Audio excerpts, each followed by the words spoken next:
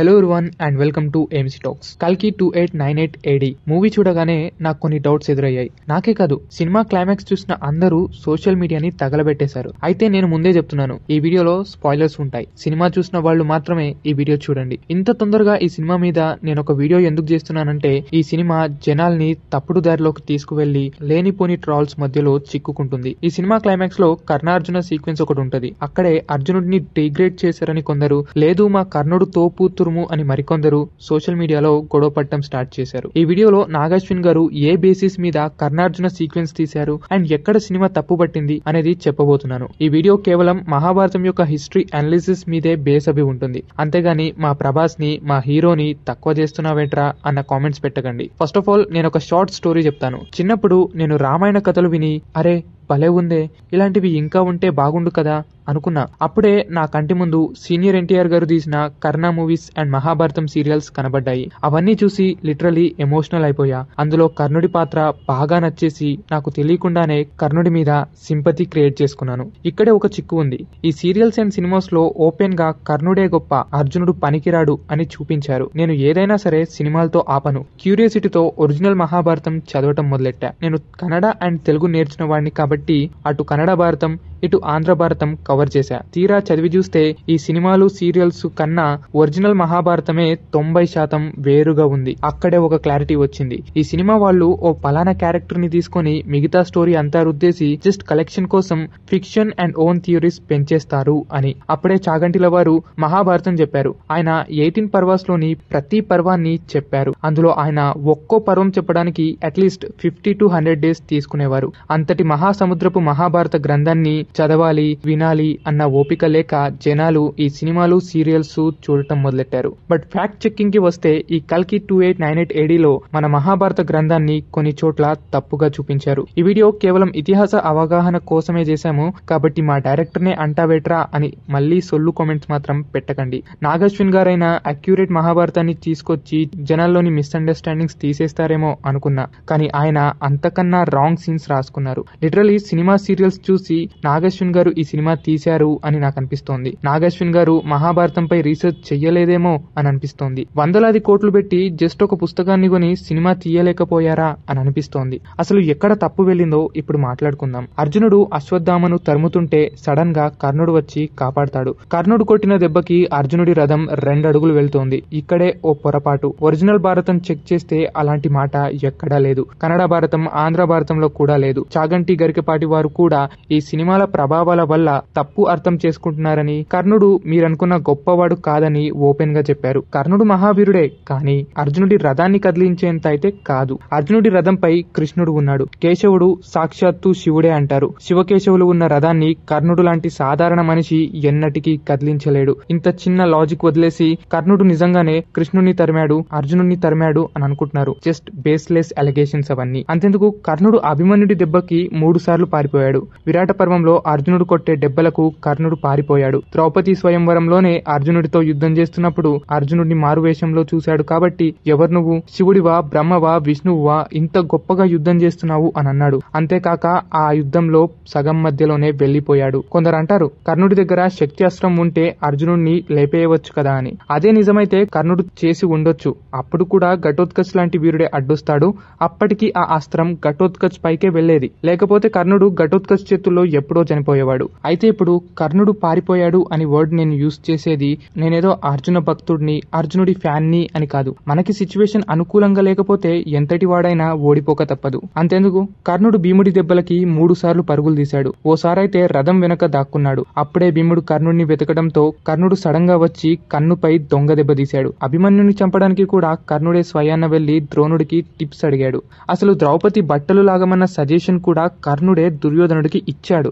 అటువంటి కర్ణుడిని కల్కి 2898 AD లో హీరోగా ఎలివేట్ చేస్తున్నారు. దాంట్లో ఎటువంటి తప్పు లేదు. ఎందుకంటే మహాభారతంలో ప్రతి పాత్రలకు కొన్ని నెగిటివ్ షేడ్స్ ఉంటాయి. కానీ పొరపాటు ఎక్కడ జరిగిందంటే, అసలు కర్ణుడు అర్జునుడి రథాన్ని 2 అడుగులు కాదు, 1 ఇంచ్ కూడా కదిలించలేదు. అర్జునుడి రథాన్ని కదిలించటం అంటే ఆ పరమశివుడినే ఓడించినంత పనవుతుంది. ఈ ఒక్క సీన్ పెట్టి అర్జునుడిని సినిమాలో తక్కువ చేశారు. అయినా సినిమాలో నాగాశ్విన్ గారు ఓపెన్ గా కర్ణుడే గొప్ప అని చెప్పలేదు కదా, మీరెందుకు ట్రిగర్ అవుతున్నారు అంటారేమో. ఓ సీన్ లో పిల్లోడు అప్పుడు అశ్వత్థామకు అడుగుతాడు, అయితే అర్జునుడే గొప్పోడా అని. అప్పుడు అశ్వత్థామ అంటాడు, లేదు ఇంకొకడు ఉన్నాడు అని. అది కర్ణుడే అని చెప్పకనే చెప్పారు ఆ సీన్ లో. అందుకే కదా క్లైమాక్స్ లో కర్ణుడి సీన్ ప్లే అవుతుంది దానికి కంటిన్యూషన్ గా. అయితే అది డైరెక్టర్ తప్పేంటి, అశ్వత్థామ పర్స్పెక్టివ్ లో చెప్పారు కదా అని అనుకుంటారేమో. నిజానికి అసలు అశ్వత్థామ కర్ణుడిని ఎప్పుడూ పొగడలేదు. అసలు అశ్వత్థామ కర్ణుడిని సోదరునిగా కూడా చూడలేదు. అశ్వత్థామకి కర్ణుడికి అస్సలు పడదు కూడా. విరాట పర్వంలో ద్రోణుడు అస్తమానం అర్జునుడిని పొగుడుతుంటే కుళ్ళుతో కర్ణుడు ద్రోణుడిని తిట్టడం మొదలెట్టాడు. ద్రోణపుత్రుడైన అశ్వత్థామ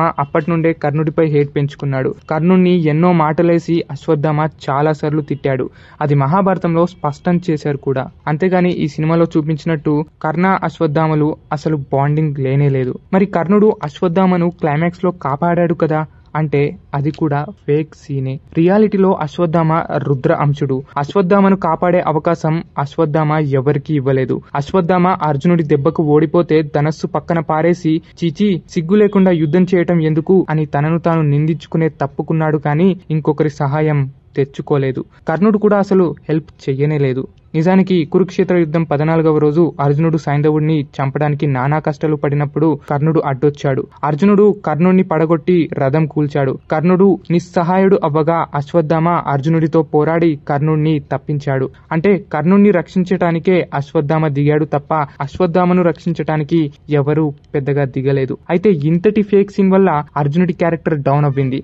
అశ్వత్థామ క్యారెక్టర్ అంతకన్నా డౌన్ అవ్వింది. నిజానికి అశ్వత్థామ దగ్గర బ్రహ్మశిర అస్త్రం ఉంది. అర్జునుడి దగ్గర కూడా ఆ అస్త్రం ఉంది. కానీ కర్ణుడి దగ్గర చెప్పుకోవటానికి భార్గవ అస్త్రం మాత్రమే. అంటే మరెన్నో ఉన్నా సరే బ్రహ్మశిర అస్త్రం అయితే లేదు కదా. అంతటి ప్రసిద్ధి అస్త్రం అసలుకే లేదు. మీరనొచ్చు కర్ణుడి దగ్గర బ్రహ్మాస్త్రం ఉంది అని. కర్ణుడి దగ్గర ఉన్నది బ్రహ్మాస్త్రం మాత్రమే. అది సాధారణమైన అస్త్రం, అంటే ఆపోనెంట్ ని డిఫీట్ చేసేది. కానీ అర్జునుడు అశ్వత్థామ యూజ్ చేసే బ్రహ్మశిర అస్త్రం అనేది అప్పటికి చాలా రేర్ పీపుల్స్ దగ్గర ఉండేది. అంటే అది ప్రపంచాన్ని బ్రహ్మాండాన్ని నాశనం చేయగల బ్రహ్మశిర అస్త్రం. బ్రహ్మశిర అస్త్రానికి బ్రహ్మాస్త్రానికి చాలా తేడా ఉంది. చాలా మందులు కర్ణుడి దగ్గర బ్రహ్మాస్త్రం ఉంది, అది బ్రహ్మాండాన్ని నాశనం చేస్తుంది అంటారు. కానీ అది బ్రహ్మశిర అస్త్రం అవితేనే బ్రహ్మాండాన్ని నాశనం చేయగలదు. ఇది గుర్తుపెట్టుకోండి. అయితే కర్ణుడిని తక్కువ చేయాలని నాకేమీ లేదు. కానీ డైరెక్టర్ నాగశ్విన్ గారు ఈ అశ్వత్థామ అర్జున పాత్రలను తప్పు పట్టించారు కాబట్టి కర్ణుడి ఓటమి గురించి కూడా చెప్పవలసి వస్తుంది. అంతేగాని నేను అస్తమానం కర్ణుడు ఓడిపోయాడే అని వాగేది కర్ణుడిపై హేట్రేడ్ తో కాదు.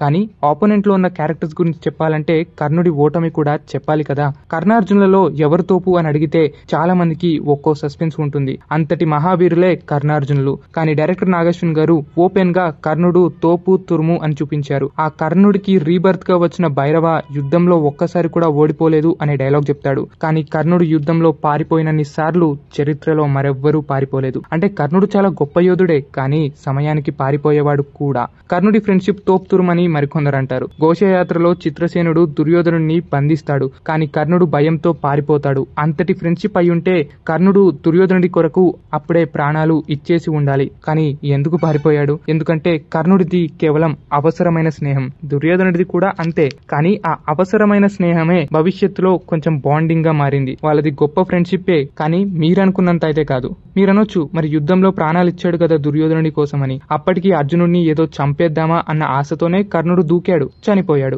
సో కర్ణుడి గురించి గొప్పగా చెప్పుకోవాలంటే ఆయన దాన గుణం చాలా గొప్పది. ఇచ్చిన మాట అస్సలు తప్పడు. మెయిన్లీ తన తల్లి పుట్టుకతోనే కర్ణుని వదిలేయటం, ఈ రీజన్స్ తో కర్ణుడికి సింపతి ఇచ్చి జనాలు అర్జునుడిని చీప్ గా చూడటం స్టార్ట్ చేశారు. అంతెందుకు ద్రోణ భీష్మ లాంటి మహా ఆచార్యులను కూడా జనాలు తప్పుపడుతున్నారు. కర్ణుడిని అందరూ సూతపుత్ర అంటారు అని జనాలు సింపతి ఇస్తున్నారు. కానీ సూతపుత్ర అని ఎవ్వరూ ఇప్పటిదాకా కర్ణుడిని అనలేదు, ఒక్క శల్యుడు తప్పించి. అది కూడా అవసరం కోసమే శల్యుడు అన్నాడు. కృపాచార్యుడు కేవలం నీ పేరేంటి, నీ పేరు చెప్పి యుద్ధం చేయి, నీ తండ్రి పేరు చెప్పి యుద్ధం చేయి అని మాత్రమే అడిగాడు తప్ప ఓరి సూతపుత్ర యుద్ధం చేయకు అని అనలేదు. ఈ సీరియల్ సినిమాల్లో చూపించిన విధంగా అస్సలు చెప్పలేదు. కర్ణుడు షైగా ఫీల్ అయ్యి తన తండ్రి వృద్ధి నచ్చక ధైర్యంగా తన తండ్రి ఒక సూతుడు అని చెప్పుకోలేకపోయాడు. అంటే కర్ణుడే ఇక్కడ తన వృద్ధిని చీప్ గా చూస్తున్నాడు గాని కర్ణ తండ్రి యొక్క వృద్ధిని ఎవరూ చీప్ గా చూడట్లేదు. కర్ణుడి క్యాస్ట్ ని, కర్ణుడి వృత్తిని తానే తక్కువ చేసుకున్నాడని మనకి ఓపెన్ గా మహాభారతంలో రచించబడింది.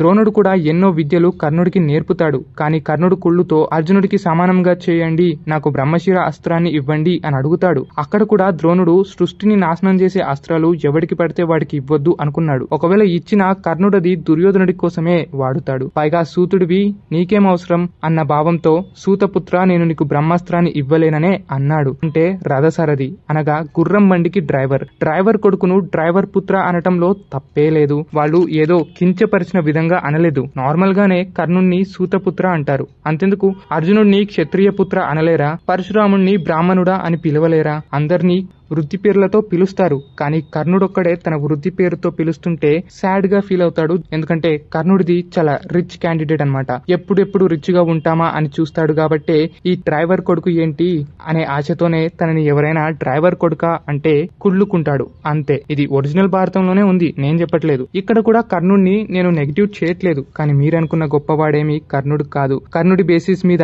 ఎన్నో సినిమాలు తీశారు, కొత్త ఫిక్షన్ యాడ్ చేశారు. కానీ అర్జునుడి పాత్ర తగ్గించటం, అర్జునుడి రథం 2 అడుగులు వెనక్కి వెళ్లటం ఆల్మోస్ట్ సెన్స్లెస్ సీన్. ఏదో ఈ మధ్య పెద్ద మిలియన్స్ ఆఫ్ సబ్స్క్రైబర్స్ కూడా కర్ణుడి భజన చేస్తున్నారు. ఈ ఫ్యాక్ట్స్ ఛానల్లో వారు కేవలం వెబ్సైట్స్ ఆర్ సీరియల్స్ బట్టి కర్ణుడిని తోపుతురం అంటున్నారు. కానీ ఒరిజినల్ భారతం చదివి చూడండి. చాగంటుల వారు కూడా కర్ణుడిని పొగిడారు. కానీ నాగశ్విన్ గారు కురుక్షేత్ర సీన్ లో యూజ్ చేసిన పర్టికులర్ సీన్ అసలు మహాభారతంలోనే జరగలేదు. మీరు ఎందరి ప్రవచనాల్లో చూసుకున్నా సరే ఇదే మాట ఉంటుంది. దీనివల్ల జనాలు తప్పుదారిన పడతారన్న రీజన్ తో ఈ వీడియో చేశాను. కర్ణ అర్జునులు సరిసమానమో లేక కర్ణుడు గొప్పో అర్జునుడు గొప్పో ఇదంతా వదిలేయండి. కానీ సినిమా సీరియల్స్ లో బ్యాక్గ్రౌండ్ మ్యూజిక్ బాగుంది, పర్ఫార్మెన్స్ బాగుంది అని చూడటానికి ముచ్చటగా ఉంది కదా, అదే నిజం అని అనుకోవటం జనాల మూర్ఖత్వం. డైరెక్టర్స్ ఎంతటి స్టోరీనైనా ఫిక్షనల్ గా చేయవచ్చు, కానీ జనాలు దాన్ని తప్పుడు దారిలోకి తీసుకోకూడదు. ఒరిజినల్ ని ఒరిజినల్ లానే ఉంచాలి. సో ఫ్రెండ్స్, చాలా మంది సీరియల్స్ సినిమాలు చూసి ఏదేదో తప్పుడు కామెంట్స్ చేయడం మొదలెడతారు. అది నాకు తెలుసు.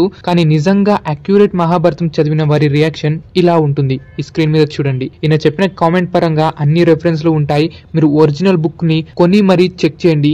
ఎన్ని బుక్స్ వెతికినా ఏ స్టేట్ ఆర్ ఏ లాంగ్వేజ్ బుక్ అయినా ఇదే ఉంటుంది. కాబట్టి మీరు నిజంగా ఒకసారి చెక్ చేయండి. ఇక్కడ మనం ఎంత రాంగ్ ఇన్ఫర్మేషన్ ని సినిమా అండ్ సీరియల్స్ నుంచి గ్యాదర్ చేస్తున్నాం అనేది. అయితే మీకు అక్యురేట్ మహాభారతం నిజంగా తెలుసుకోవాలి అని అనుకుంటే మన అనదర్ ఛానల్లో మహాభారతం, భాగవతం అంటూ ఎన్నెన్నో పురాణాలు, చరిత్రలు చెబుతున్నాం. సో ఒకసారి ఆ ఛానల్ లింక్ కామెంట్ సెక్షన్ లో ఇస్తాను. అండ్ ఈ సినిమాలో చూపించబడిన కల్కి, సుమతి, మదర్, సన్ ఈ సీన్స్ కూడా రాంగ్ గానే రాసుకున్నారు. బట్ నేను వాటి మీద స్పందించలేదు. బికాస్ అది నాగశ్విన్ గారి ఊహ కథ. కానీ మహాభారతాన్ని మాత్రం రాంగ్ గా తీసుకోకూడదు అనే నేను స్పందిస్తున్నాను. మరి అసలైన కల్కి చరిత్ర ఎలా ఉంటుంది అనే ఆ వీడియో లింక్ కూడా కామెంట్స్ లో ఇస్తాను. ఎక్సైటింగ్ గా ఉంటుంది, తప్పకుండా చూడండి. అయితే ఇప్పుడు నేను చెప్పిన మాటలన్నింటినీ వ్యతిరేకిస్తూ కామెంట్ చేయడానికి కొందరు సిద్ధంగా ఉంటారు. మహాభారతం చదవని వారు ఎవ్వరూ డిబేట్ కి దిగకండి. మీరు ఏ బుక్ చదివారు, ఆథర్ ఎవరు అని పలానా సోర్స్ మెన్షన్ చేసి నా మాటలు తప్పు అని ప్రూవ్ చేయండి. ఆ సీరియల్ చెప్పింది, ఈ సినిమా చెప్పింది, లేక మా ఊరి జానపద గీతల్లో చెప్పారు అంటే చెల్లదు. ఈ మధ్య కాలంలో పురాణాల రీసెర్చ్ లేకుండా మన గ్రంథాలు తుప్పు పట్టించే సినిమాలు బాగా తయారవుతున్నాయి. మొన్న ఆదిపురుష్, ఇవాళే ఈ కల్కి 2898 AD. ఆదిపురుష్ లో ఇది నా పర్స్పెక్టివ్ అని ఓం గారు చెబితే, కల్కి 2898 AD లో నాగశ్విన్ గారు భారతమే మార్చేశారు. కేవలం వారికి నచ్చినవి ఏదో యూట్యూబ్ వీడియోస్ లో ఫేక్ థియరీస్ విని సినిమా తీసినట్టు తీస్తున్నారు. నాకు సినిమా నచ్చింది, ఎంకరేజ్ చేయాల్సింది అంతా నిన్నటి రివ్యూ వీడియోలోనే చెప్పాను. కనుక టాలీవుడ్ పడిపోతుంది, ఈ సినిమాకి ఎందుకు ఈ నెగిటివ్ వీడియో అని అనకండి. సినిమా కన్నా, ఇండస్ట్రీ కన్నా మన పూర్వీకుల గ్రంథం ఎంతో ఇంపార్టెంట్.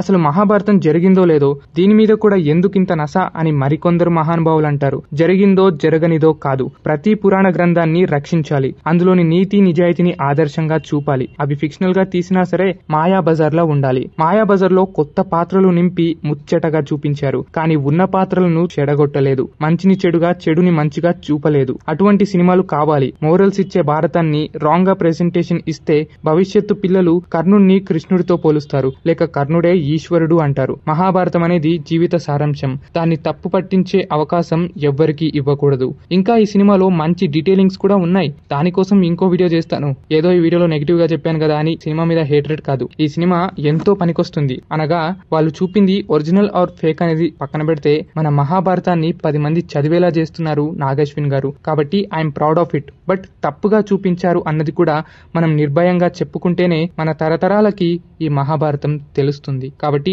మహాభారతం అవగాహన కోసమే ఈ వీడియో చేశాను. ఈ సినిమాపై పాజిటివ్ గా నింపడానికి సినిమాలోని గొప్ప గొప్ప విషయాలు కూడా నెక్స్ట్ వీడియోలో మాట్లాడుకుందాం. So see you soon again. మీ MC Talks.